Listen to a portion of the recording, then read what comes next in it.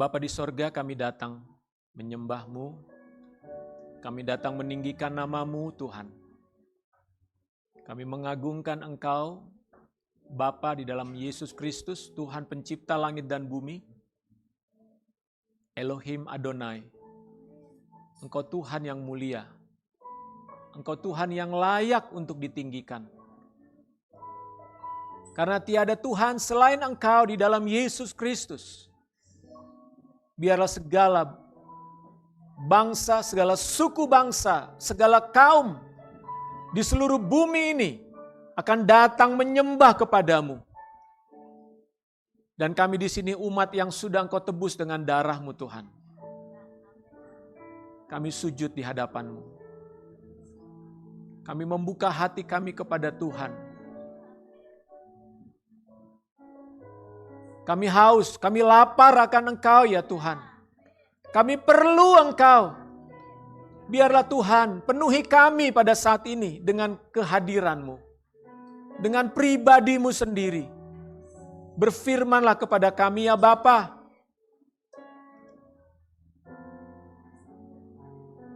Bukalah pikiran kami. Urapi hamba-Mu untuk boleh berkata-kata menyampaikan firman-Mu.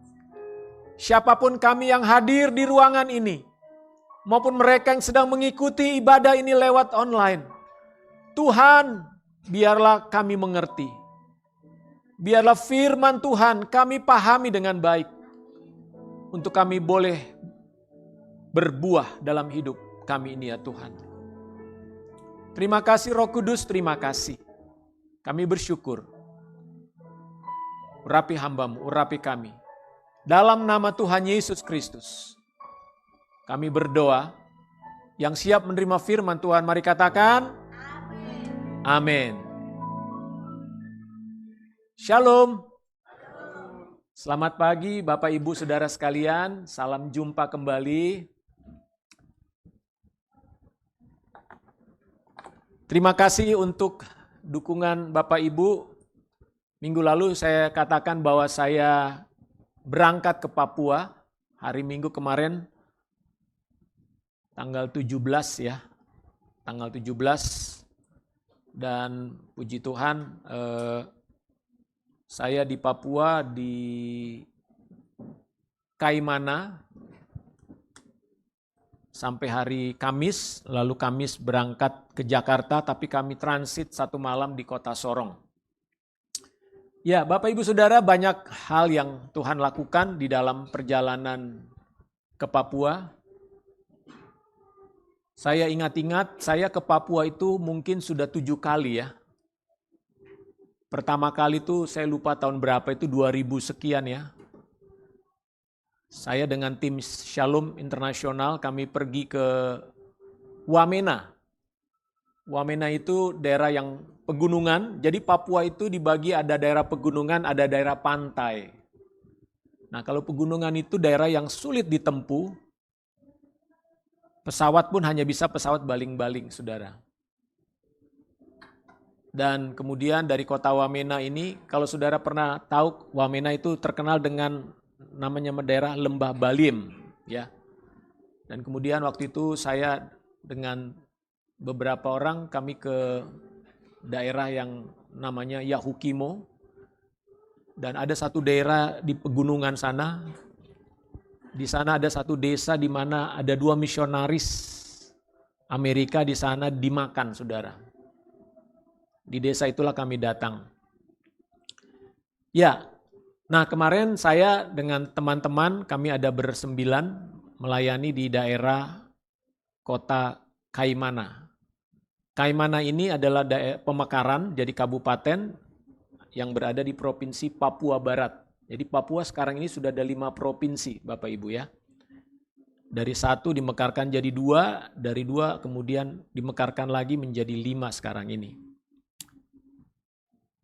Nah, apa yang kami lakukan di sana selain kami melakukan ibadah KKR, malam hari juga pagi hari tim yang bersama dengan saya mereka melayani anak-anak.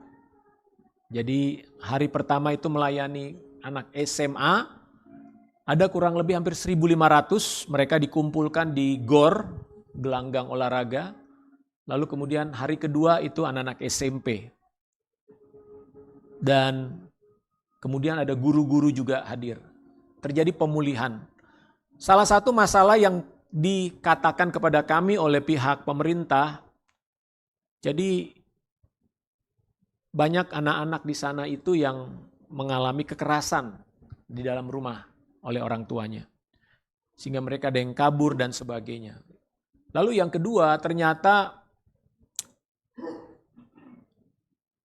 ada banyak yang mengalami HIV, saudara. HIV. Kenapa? Karena ternyata di sana seks bebas itu sangat kuat.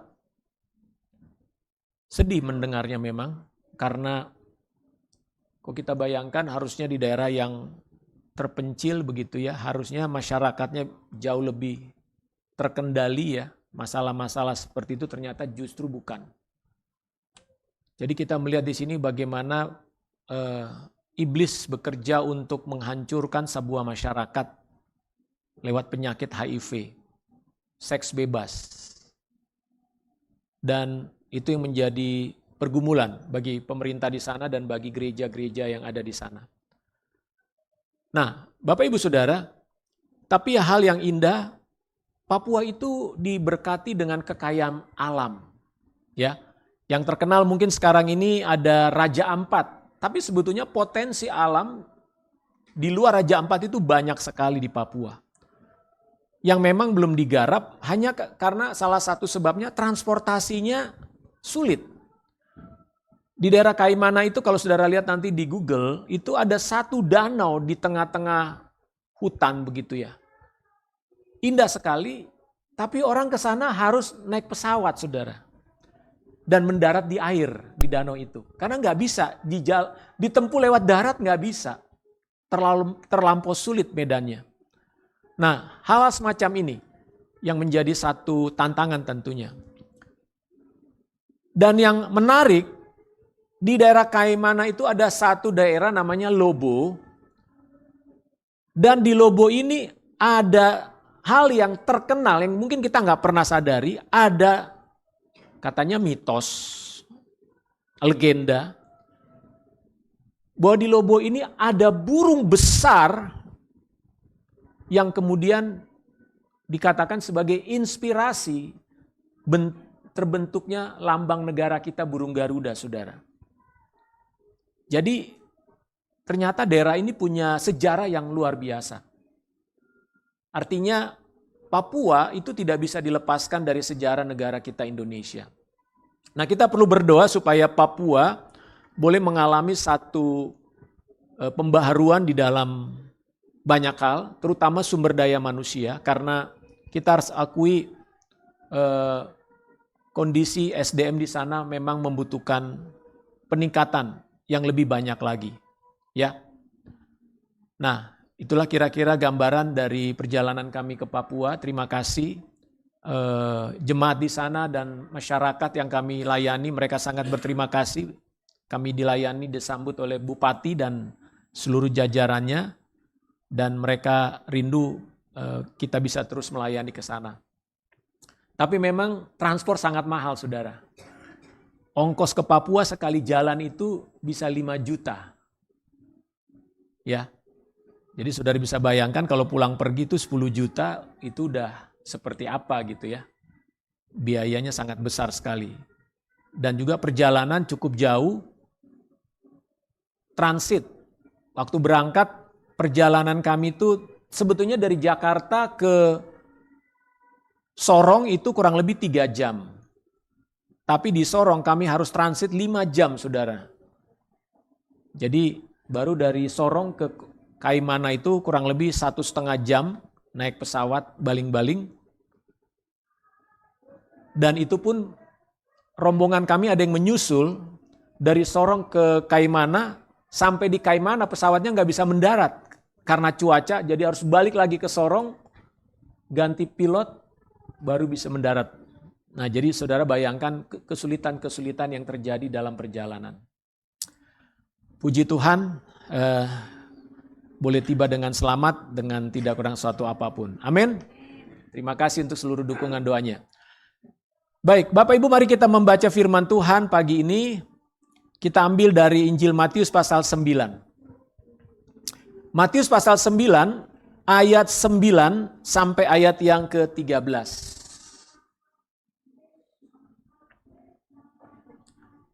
Matius pasal 9 ayat 9 sampai ayat yang ke-13. Oke, saya akan bacakan. Setelah Yesus pergi dari situ, ia melihat seorang yang bernama Matius duduk di rumah cukai, lalu ia berkata kepadanya, "Ikutlah aku." Maka berdirilah Matius lalu mengikut dia. Kemudian ketika Yesus makan di rumah Matius, datanglah banyak pemungut cukai dan orang berdosa, dan makan bersama-sama dengan dia dan murid-muridnya. Pada waktu orang Farisi melihat hal itu, berkatalah mereka kepada murid-murid Yesus, "Mengapa gurumu makan bersama-sama dengan pemungut cukai dan orang berdosa?" Yesus mendengarnya dan berkata, "Bukan orang sehat yang memerlukan tabib, tetapi orang sakit. Jadi pergilah dan pelajarilah arti firman ini, yang ku kehendaki ialah belas kasihan dan bukan persembahan, karena aku datang bukan untuk memanggil orang benar, melainkan orang berdosa." Bapak Ibu, seberapa banyak di antara kita yang rindu dalam hidup ini menjadi orang yang membuat perbedaan? Ataukah kita ingin hanya menjadi orang yang biasa-biasa saja? Saudara, hidup ini terlalu singkat. Sangat singkat sekali. Mungkin ketika kita masih muda, kita merasa bahwa perjalanan hidup kita itu panjang sekali. Tetapi ketika kita sudah mulai berumur 60 atau 50, 60, kita akan mulai merasa bahwa hidup ini ternyata sangat singkat. Nah, bagi generasi muda di sini, saya mau mengingatkan, hidup ini sangat singkat. Tapi maukah hidup kita yang sangat singkat ini menjadi sebuah kehidupan yang bisa membawa perbedaan? Artinya hidup kita bukan hanya hidup untuk diri sendiri, tapi hidup kita hidup kita bisa menjadi sebuah hidup yang berdampak bagi orang lain, saudara. Kebanyakan manusia hanya berpikir tentang dirinya, tentang kebutuhan-kebutuhannya, tentang keinginan-keinginannya dengan segala macam yang dia mimpikan. Tidak salah, saudara. Setiap kita harus punya mimpi tentunya. Tetapi pertanyaannya, apakah mimpi dalam hidupmu, apakah cita-cita dalam hidupmu adalah sesuatu yang bertujuan untuk membawa dampak bagi dunia ini? Karena kalau tidak, menurut saya, betapa sayangnya hidup kita ini, Bapak, Ibu, Saudara. Nah, kita belajar dari kehidupan Yesus sendiri. Kita tahu Yesus hanya hidup di bumi ini 33,5 tahun, saudara. Singkat sekali, bukan? Tapi kita tahu bagaimana hidup Yesus yang singkat di bumi ini, dia memberi dampak bagi banyak orang. Hidup Yesus berbeda cara menjalaninya dibandingkan kebanyakan orang pada waktu itu. Memang Yesus dikenal sebagai seorang guru, sebagai seorang rabi. Tapi kehidupan Yesus sebagai seorang rabi berbeda dengan para rabi-rabi yang lain pada zaman itu, saudara. Nah, kita perlu belajar kepada Kristus. Bagaimana hidup saya ini, Tuhan, sejak saya masih muda, bukan tunggu nanti saya sudah tua, bukan tunggu nanti kalau saya sudah berumur banyak, sudah punya segala sesuatu, baru hidup saya berdampak. Tidak, saudara. Tapi biarlah ketika saudara mendengarkan firman Tuhan pagi hari ini, ketika saudara mulai mengenal Kristus dalam hidupmu, saudara memiliki kerinduan, Tuhan, biarlah hidupku memiliki dampak. Amin. Salah seorang yang mendapatkan manfaat dari kehadiran Kristus adalah orang yang bernama Matius, saudara. Kita baca di sini Matius adalah seorang pemungut cukai. Profesional di dalam pekerjaannya. Dia seorang pejabat pemerintah pada waktu itu, tapi dia juga orang yang kurang disukai oleh masyarakat karena pekerjaannya sebagai pemungut cukai. Kenapa tidak disukai? Karena apa yang dilakukan oleh Matius dianggap berkhianat kepada bangsanya. Karena dia menjadi pegawai dari pemerintah Romawi, pemerintah penjajah, saudara. Dan bagaimana Matius juga dianggap oleh masyarakat pada waktu itu orang yang kotor, koruptor. Jadi masyarakat tidak suka dengan Matius. Tapi Matius sebagai seorang manusia, dia punya masalah, saudara. Walaupun dia seorang pejabat, walaupun dia seorang yang tidak disukai, dia punya keluarga, dia punya pekerjaan, dan tentu juga dalam hidupnya punya banyak problem. Dengan kata lain, Matius ini juga bisa menggambarkan hidup banyak orang pada hari ini. Mungkin saudara adalah seorang pekerja profesional di dalam perusahaan. Saudara adalah seorang anak muda mungkin yang sedang meniti karir. Atau saudara adalah seorang mungkin mahasiswa. Matius sama seperti kehidupan manusia pada umumnya. Penuh dengan persoalan-persoalan, problem-problem harian. Dia juga punya banyak teman, saudara. Tapi di tengah-tengah masyarakat pada waktu itu, Matius kurang disukai, bahkan dianggap sebagai sampah. Dia disebut sebagai orang berdosa. Tapi kita melihat bagaimana Yesus, pribadi yang berbeda, saudara. Kalau kita melihat sosok manusia yang seperti Matius ini, mungkin kita akan berkata, iya Matius ini memang perlu dijauhi. Jangan dekat-dekat, jangan bergaul dengan orang seperti Matius ya. Nanti kamu ketularan.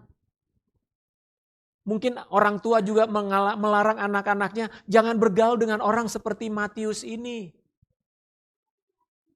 Dia nakal. Dia pembawa onar. Tapi kita melihat Yesus melihat manusia itu bukan dari tampak luar, saudara. Dan Yesus tidak melihat manusia hanya sepotong-sepotong.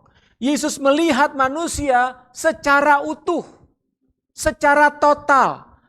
Dan yang pasti Yesus melihat manusia jauh ke dalam hatinya. Tahukah saudara, Matius di dalam segala kemewahan yang mungkin dia miliki, manusia dengan segala aktivitas yang mereka miliki, mereka pasti membutuhkan satu hal dalam hidup mereka. Itu kasih. Matius tidak dapatkan itu. Kenapa? Karena orang tidak suka dengan dia. Kalaupun banyak orang yang mencoba mendekati dia, mungkin karena butuh bantuan. Biasanya kalau orang punya duit, punya jabatan, banyak orang yang datang, saudara. Nanya kabar, ya, berkunjung. Tapi kalau sudah nggak jadi pejabat, orang mulai menjauh. Karena mereka bilang, ngapain datang ke dia? Udah nggak ada duitnya itu, udah nggak ada pengaruhnya itu. Nah itulah manusia, saudara. Sebaliknya, Tuhan melihat Matius bukan karena hal-hal itu, tapi karena Tuhan melihat kebutuhan dalam diri Matius yang paling esensi, yaitu Matius membutuhkan kasih. Itulah sebabnya Yesus, kita lihat bagaimana Yesus memperlakukan Matius. Apa yang Yesus lakukan kepada Matius? Apa yang Yesus lihat akan dunia ini, saudara? Yang pertama adalah Yesus peduli kepada orang. Yesus peduli kepada orang. Yesus peduli kepada Matius, bukan kekayaannya, bukan karena jabatannya, bukan karena posisinya, bukan karena Matius orang terkenal, bukan. Tapi Yesus peduli kepada manusia, kepada orang pribadi lepas pribadi. Itulah sebabnya di sana dikatakan ketika Yesus melihat Matius di rumah cukai, Yesus melihat Matius. Kadang kalau kita pergi ke satu tempat, yang kita lihat apa, saudara? Bangunan. Bagus nih bangunannya nih. Bagus nih dekornya. Bagus nih tamannya. Jarang kita melihat orang, saudara. Apalagi kalau orang itu nggak menarik, nggak ganteng, nggak cakep, nggak harum, saudara. Kita nggak terlalu care. Tapi Yesus melihat orang, saudara. Kenapa? Karena Yesus peduli dengan orang. Yesus nggak terlalu peduli dengan bangunan yang mewah. Ketika orang-orang mengagumi bangunan bait suci di Yerusalem, wah, guru lihat ini bangunan yang hebat. Bangunnya aja 40 tahun. Itu bangunannya luar biasa. Mewah. Tapi Yesus bilang, bangunan ini akan roboh ini semua nanti. Saudara, apa yang menjadi fokus perhatian hidup kita? Apakah kita peduli dengan orang? Apakah kita mau melihat orang di sekitar kita? Atau kita lebih senang melihat merek-merek mahal, barang-barang yang mahal, sepatu yang mahal. Kita sangat fokus. Begitu kita melihat barang-barang, kita fokus. Kita begitu perhatikan. Tapi orang, mungkin kita nggak terlalu melihat. Tapi kita mau belajar bagaimana Yesus peduli kepada orang, saudara. Inilah yang membedakan Yesus dengan para orang Farisi. Kalau saudara ingin menjadi pribadi yang membuat perbedaan di tengah-tengah hidupmu, mulailah peduli dengan orang, saudara. Perhatikan orang. Lihat orang di sekitarmu.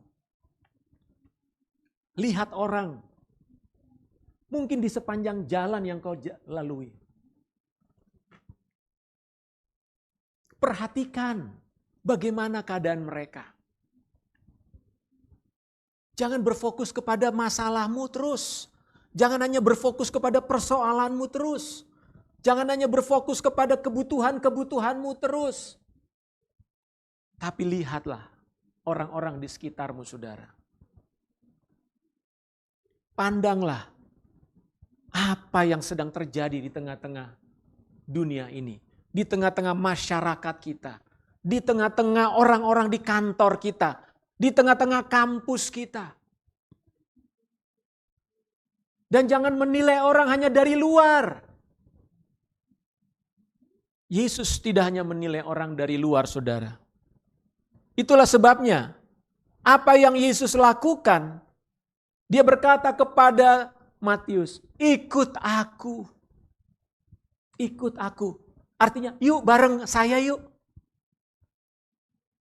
Kepedulian Yesus adalah dia berkomunikasi dengan Matius, saudara. Kalau kita peduli dengan orang, kita nggak cuma sekedar lewat.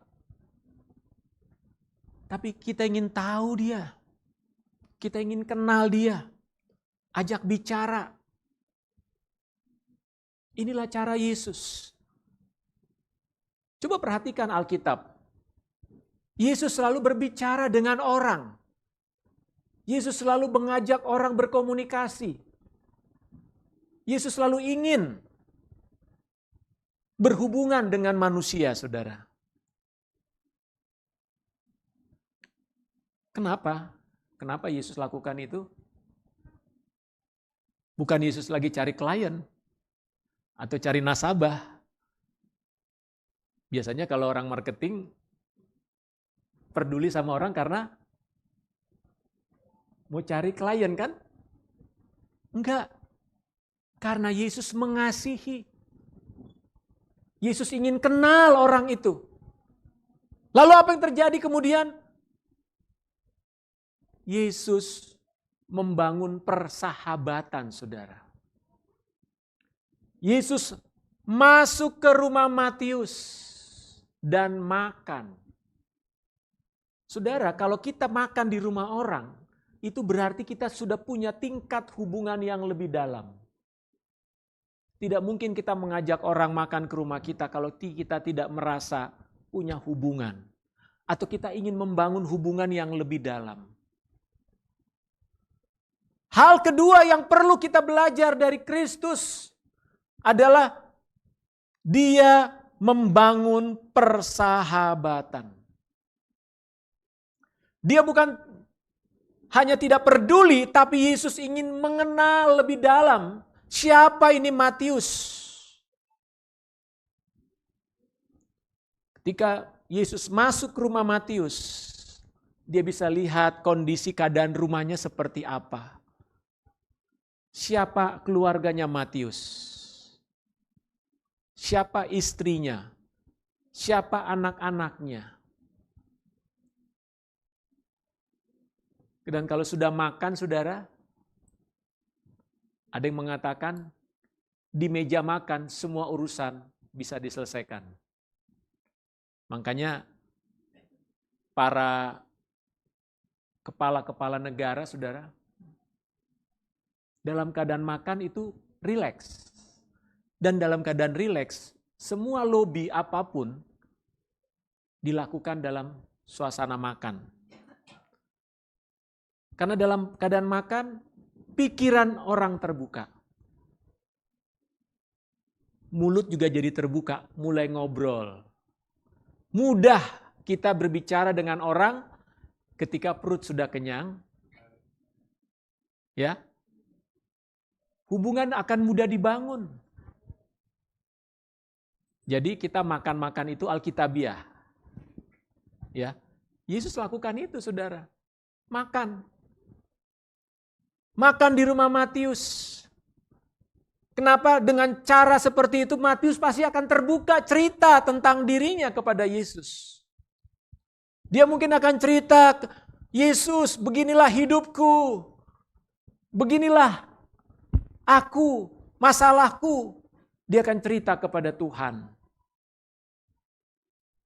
Membangun persahabatan adalah hal yang penting di dalam hidup kita sebagai orang-orang yang rindu bagaimana hidup kita membuat perbedaan di dalam dunia ini, saudara.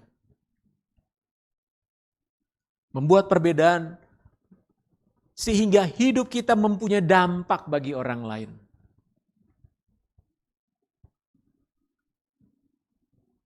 Yesus peduli dengan Matius untuk menolong dan menyelamatkan dia.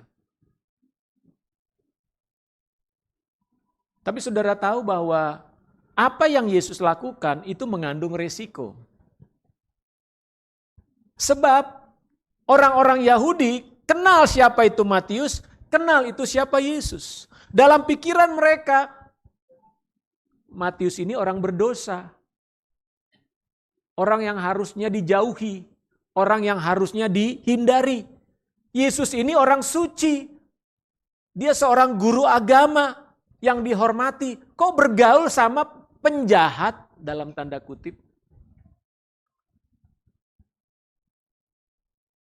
Kira-kira orang akan berkata apa tentang Yesus? Yesus gak benar. Bergaulnya sama orang-orang kayak gitu gak benar. Pasti saudara juga punya pikiran yang sama, bukan? Kalau saudara melihat saya tiba-tiba di satu tempat, di ruang remang-remang gitu ya, ke diskotik, kemudian ada yang foto, di-upload, ih Pak Parda ada di diskotik nih, di kota. Kira-kira Bung Sony akan bilang apa nih? Masa pendeta mainnya di tempat gue dulu nih? Gue kan tahu tempat itu, masa pendeta di situ? Pendeta tuh kan suci dong, kudus. Masa mainnya di tempat-tempat yang gelap begitu, yang musiknya jedak-jeduk, jedak-jeduk, jedak-jeduk begitu? Enggak holy, enggak holy. Tapi itulah yang terjadi dengan Yesus, saudara. Dia makan dengan Matius, orang langsung bilang, Yesus kok mainnya sama orang kayak begituan sih? Harusnya sama kita dong. Kita ini belajar Alkitab sama-sama. Kita ini orang-orang yang belajar firman, pujian dan penyembahan terus dong. Masa Yesus mainnya ke tempat-tempat yang najis begitu? Tapi disinilah kita melihat bagaimana Tuhan Yesus secara sengaja, ya, saya katakan lagi secara sengaja. Karena dia peduli dengan manusia, dia justru membangun persahabatan dengan orang-orang yang dimusuhi, saudara. Yang dihindari, yang tidak disukai. Yesus ada risiko menghadapi itu, melakukan itu. Tapi jika kita ingin hidup kita membuat sebuah perbedaan, saudara, saudara harus berani mengambil risiko itu. Risiko apa? Risiko mungkin orang akan mengecam kita. Orang mungkin tidak akan setuju dengan apa yang kita lakukan. Kenapa? Karena hal yang ketiga yang Yesus miliki adalah dia mengasihi dan dia ingin mengampuni orang. Jadi Bapak Ibu Saudara, bila kita peduli dengan seseorang dan kemudian membangun persahabatan dengan orang tersebut, hati kita harus punya kasih. Kasih yang agape. Saudara tahu apa itu kasih agape? Kasih tanpa syarat. Seperti itulah kita harus siap menerima seseorang. Kalau saudara rindu agar orang-orang yang saudara kenal boleh mengenal Kristus dalam hidup mereka, maka kita terlebih dahulu harus memiliki hati yang mengasihi, saudara. Dan kasih itu adalah kasih agape. Dengan kasih agape kita akan menerima orang apa adanya tanpa syarat. Dan dengan kasih agape kita siap untuk mengampuni. Banyak orang senang bergaul dengan orang banyak. Tapi ketika ada masalah, dia nggak siap untuk mengampuni. Kebanyakan orang hanya mau bergaul dengan orang yang cocok dengan dirinya. Atau yang memberi keuntungan dengan dirinya. Kalau sesama pebisnis, senangnya bergaul sesama pebisnis. Kenapa? Nanti gue dapat bisnis apa dari dia? Peluang bisnis apa?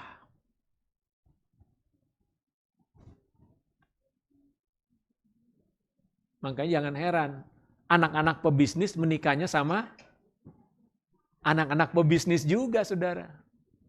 Kenapa? Supaya bisnisnya tambah besar.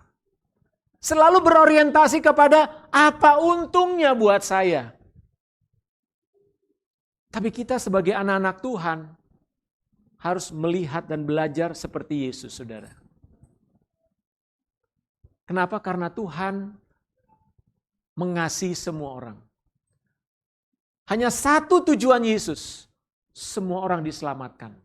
semua orang mendapatkan anugerah, keselamatan, dan pengampunan dosa. Itulah sebabnya Yesus bergaul dengan siapa saja. Dia bergaul dengan pejabat-pejabat, dia bergaul dengan tokoh-tokoh masyarakat yang terhormat, tapi dia juga bergaul dengan masyarakat orang-orang yang dianggap hina, sampah. Itulah Tuhan kita, Yesus Kristus. Itulah yang Yesus lakukan, saudara. Sebab apa? Melalui dirinya Yesus ingin supaya semua orang diperdamaikan dengan Bapanya. Karena dosa itulah yang telah memisahkan manusia dari Tuhan Sang Pencipta. Tapi Kristus datang ke dalam dunia ini untuk memperdamaikan manusia yang sudah berdosa ini dengan Bapa yang Maha Kudus. Saudara, bukan kebetulan hari ini tanggal 24 September. Menurut kalender Yahudi, ini adalah hari raya Yom Kippur namanya. Apa itu hari raya Yom Kippur? Hari raya Yom Kippur adalah hari raya perdamaian atau pendamaian. Di mana pada hari raya ini merupakan hari raya yang paling suci bagi orang Israel menurut hukum Taurat. Karena pada hari raya ini akan dikorbankan seekor binatang, dipotong oleh imam, lalu darahnya diambil, kemudian oleh imam darah ini dibawa ke ruang Maha Kudus, dipercikkan di sana. Untuk apa? Untuk meminta pengampunan atas seluruh dosa dirinya maupun dosa seluruh umat Israel. 1 kali setahun, hanya 1 kali setahun, imam besar masuk ke dalam ruang Maha Kudus untuk membawa darah anak domba. Lalu ada domba kedua di luar yang tidak dipotong, tapi domba ini dicaci maki, saudara. Dikutuki. Lalu kemudian domba ini dilepas. Kenapa? Karena domba ini adalah tempat seluruh dosa itu harus dilepaskan kepada dia. Dan kemudian dianggap dialah yang akan menanggung dosa. Saudara, itu adalah upacara yang dilakukan oleh Israel. Tapi sesungguhnya Yesus, dialah anak domba itu. Pertama, dia adalah anak domba yang mengampuni dosa manusia. Dan kedua, dia adalah anak domba yang menanggung segala kutuk, segala caci maki, segala dosa manusia ditanggungkan kepada Yesus. Bapak Ibu, karena pengorbanan Kristuslah saudara ada di sini hari ini. Amin. Karena pengorbanan Kristuslah saudara sudah diperdamaikan dengan Bapa di sorga. Sehingga antara saudara dengan Tuhan tidak ada lagi jarak. Tidak ada lagi hambatan. Dan saudara disebut sebagai anak Tuhan. Siapa yang sudah nonton film His Only Son? Tadi malam saya dengan istri kami mendapat undangan nonton di BSD, saudara. Filmnya sederhana saja. Memang bukan film seperti Hollywood ya, yang berbagai macam ini. Tapi gambarannya seperti apa yang ditulis dalam Alkitab. Bagaimana Ishak, anak tunggal dari Abraham. Anak yang sudah dijanjikan Tuhan kepada Abraham bertahun-tahun lamanya. Bahwa Abraham akan mempunyai seorang anak. Dan Abraham akan disebut sebagai bapa banyak bangsa. Tapi selama bertahun-tahun dia gak punya anak, saudara. Sampai istrinya Sarah merasa, aduh Abraham gimana kau gak punya anak? Seorang perempuan yang menikah, gak punya anak, saudara, gak melahirkan. Ada satu beban mental, bukan? Pasti ada beban mental. Dia merasa bahwa saya ini perempuan yang terkutuk mungkin. Karena saya mandul. Tapi Abraham selalu berkata, Tuhan berjanji akan memberikan kita anak. Udah 10 tahun, mana anaknya? Mana? Sampai akhirnya Sarah bilang, udahlah, ambil aja Hagar, supaya engkau punya anak. Sarah ingin membantu Abraham, supaya janji Tuhan bahwa keturunan Abraham akan menjadi bangsa yang besar. Udah, lewat Hagar. Tapi kita tahu bukan itu rencana Tuhan. Sampai akhirnya, Abraham akhirnya dikaruniai seorang anak yang bernama Ishak. Tapi ketika anak itu sudah belasan tahun umurnya, tiba-tiba Tuhan berbicara kepada kepada Abraham, persembahkan anakmu.